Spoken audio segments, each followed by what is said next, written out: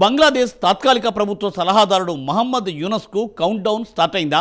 ఆయన పదవిలో ఉండేది కేవలం కొద్ది నెలలు మాత్రమేనా? ఆయనను అధికారం నుండి దించేయడానికి పెద్ద ఎత్తున ప్లానింగ్ జరుగుతోందా అంటే అవుననే సమాధానమే లభిస్తోంది.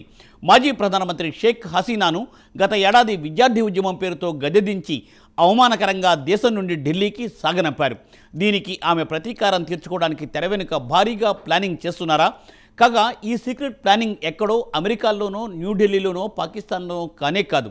హసీనా పార్టీ అవామీ లీగ్ చెందిన టాప్ లీడర్షిప్ లండన్లో సీక్రెట్గా సంప్రదింపులు జరుపుతోందట.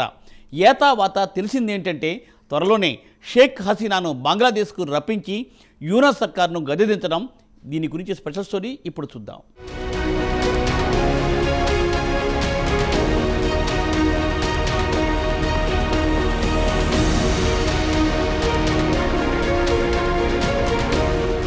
మన పొరుగున ఉన్న బంగ్లాదేశ్లో ఆల్ ఈజ్ నాట్ వెల్గా ఉంది పరిస్థితి. తాత్కాలిక ప్రధానమంత్రిగా వ్యవహరిస్తున్న మహమ్మద్ యూనస్కు దేనిపై పట్టు లేకుండా పోయింది. దేశం దివాలా తీయడానికి సిద్ధంగా ఉంది. ఇవన్నీ పక్కన పెడితే మాజీ ప్రధానమంత్రి షేక్ హసీనాను గత ఏడాది ఆగస్టు 5న బలవంతంగా పదవి నుంచి దించి అవమానకరంగా న్యూఢిల్లీకి తరలించారు. దేశవ్యాప్తంగా విద్యార్థి ఉద్యమం రక్తసిక్తం కావడంతో హసీనా భారీ మూల్యం చెల్లించుకోవాల్సి వచ్చింది. ప్రస్తుతం న్యూఢిల్లీలో ఉన్న హసీనా యూనస్ ప్రభుత్వంపై ప్రతీకారం తీర్చుకోవాలనుకుంటున్నారు. వెంటనే తన సహచరులకు దిశానిర్దేశం చేశారు. వారంతా లండన్లో రహస్యంగా సమావేశమయ్యారు. ఇక ఏదో ఒక ముహూర్తం చూసి తాత్కాలిక రథసారథి మహమ్మద్ యూనస్ను సాగనంపాలనే ప్లానింగ్ చేస్తున్నారు మాజీ ప్రధాని షేక్ హసీనా.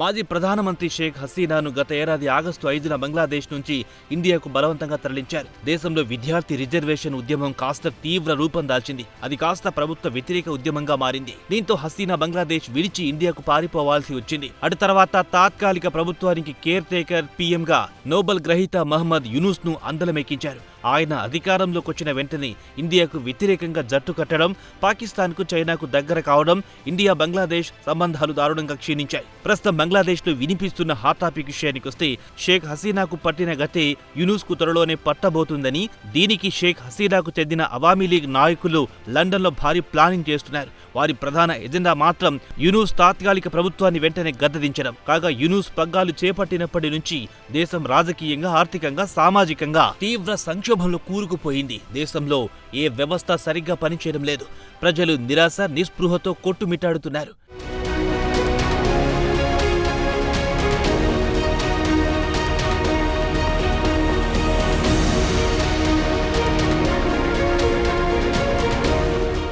ఢాకా మీడియాలో వస్తున్న వార్తల సమాచారం ప్రకారం హసీనా ప్రభుత్వంలో పనిచేసిన 5గురు అవామీ లీగ్ మాజీ మంత్రులు లండన్లో రహస్యంగా సమావేశమయ్యారు. పెళ్లి వేడుక పేరుతో లండన్కొచ్చిన వీరు తమ సహచరులతో ఆదివారం నాడు లండన్ హోటల్లో సమావేశమయ్యారు. వారిలో అవామీ లీగ్ జాయింట్ సెక్రటరీ, మాజీ విదేశాంగ మంత్రి హసన్ మహమూద్, మాజీ fisheries livestock minister Abdul Rahman, మాజీ షిప్పింగ్ మంత్రి ఖలీదా మహమూద్ చౌదరి, అలాగే మాజీ సంక్షేమ మంత్రి షఫీకూర్ రెహమాన్ చౌదరీలు లండన్లో ఇంటర్ కాంటినెంటల్ హోటల్లో రహస్యంగా సమావేశమయ్యారు.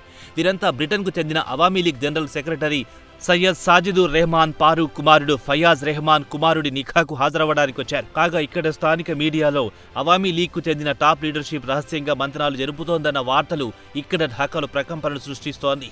వారి ఎజెండా మాత్రం వెంటనే బంగ్లాదేశ్ తాత్కాలిక ప్రభుత్వాన్ని కూల్చడమే అన్న టాక్ వినిపిస్తోంది.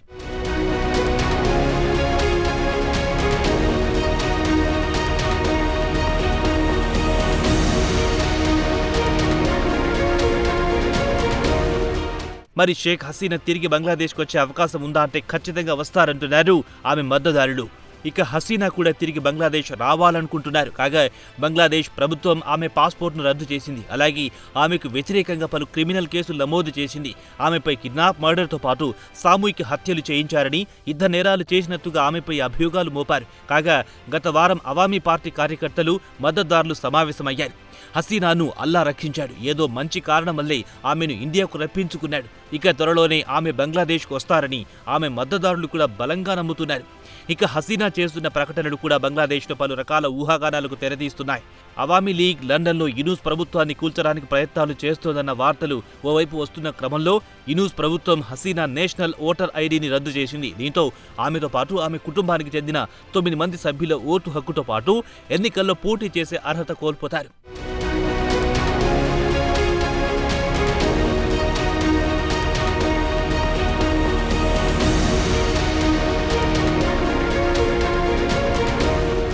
ఇదిలా ఉండగా యూనూస్ ప్రభుత్వం ఇండియాకు వ్యతిరేకంగా చైనా, పాకిస్తాన్తో కలిసి కుట్ర పనడం మొదలెట్టాడు. బీజింగ్లో చికెన్ నెక్ వద్ద ఇండియాకు వ్యతిరేకంగా కుట్రలు పనడంతో మోదీ ప్రభుత్వం బంగ్లాదేశ్తో సంబంధాలు పూర్తిగా తెగదెంపులు చేసుకుంది. బంగ్లాదేశ్కు మన పోర్టులో, ఎయిర్ పోర్టులో సరుకు రవాణా సదుపాయాన్ని పూర్తిగా ఎత్తివేసింది. దీంతో బంగ్లాదేశ్ నుంచి ఇతర ప్రాంతాలకు ఎగుమతులు ఖరీదైన వ్యవహారంగా మారాయి. ఇక బంగ్లాదేశ్ సరుకు ఇతర దేశాలకు ఎగుమతి చేయాలంటే ముందుగా శ్రీలంక లేదా మాల్దీవులు లేదా పాకిస్తాన్కు పంపించి అక్కడి నుంచి ఇతర దేశాలకు ఎగుమతి చేయాల్సి వస్తోంది. దీంతో బంగ్లాదేశ్ వస్తువుల ధరలు అంతర్జాతీయ మార్కెట్లో పెరిగిపోతాయి. బంగ్లాదేశ్ వస్తువులు అంతర్జాతీయ మార్కెట్లో ఖరీదైన వ్యవహారంగా మారాయి. దీంతో అమ్మకాలు బాగా క్షీణించాయి.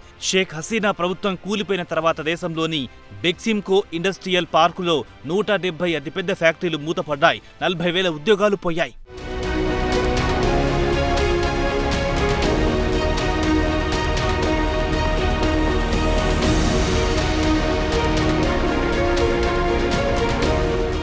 ఇక బంగ్లాదేశ్ ఇండియాపై కోపంతో ఇతర దేశాల నుంచి నూలును ఇండియా పోర్టుల ద్వారా తెప్పించుకోవడం నిలిపివేశాయి. దీంతో బంగ్లాదేశ్ ఎగుమతిదారులు యూనూస్ ప్రభుత్వంపై ఆగ్రహం వ్యక్తం చేస్తున్నారు. కాగా బంగ్లాదేశ్ వ్యాపారులు ఇండియా నుంచి చౌక ధరకు పత్తి కొనుగోలు చేసేవారు. అలా బంగ్లాదేశ్ దుస్తుల వ్యాపారులు నూలు కోసం 95% ఇండియాపైనే ఆధారపడేవారు. పొరుగున ఉంది కాబట్టి అత్యంత చౌక ధరకు ముడి పదార్థాలు దొరికేవి. ప్రస్తుతం బంగ్లాదేశ్ దుస్తుల వ్యాపారులు దుస్తుల రంగానికి కావాల్సిన ప్రతి నూలు ఇతర దేశాల నుంచి ధర ఎక్కువ చెల్లించి కొనుగోలు చేయాల్సి వస్తోంది. ప్రస్తుతం యూనూస్ ప్రభుత్వంలో దేశంలోని అన్ని రంగాలు తీవ్ర అసంతృప్తితో ఉన్నాయి. ప్రజలు కూడా విసిగిపోయారు. యూనూస్ ప్రభుత్వం కంటే హసీనా ప్రభుత్వమే మేలనే స్థాయికి వచ్చారు.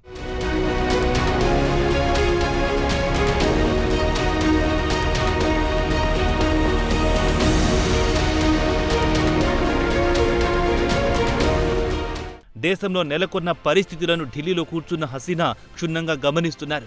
సమయం చూసి యూనూస్ను దెబ్బకొట్టాలని చూస్తున్నారు. సరైన సమయం కోసం హసీనా టీం ఎదురు చూస్తున్నారు. మొత్తానికి యూనూస్కు మాత్రం కౌంట్ డౌన్ మొదలైందన్న టాక్ ఢాకాలో బలంగా వినిపిస్తోంది.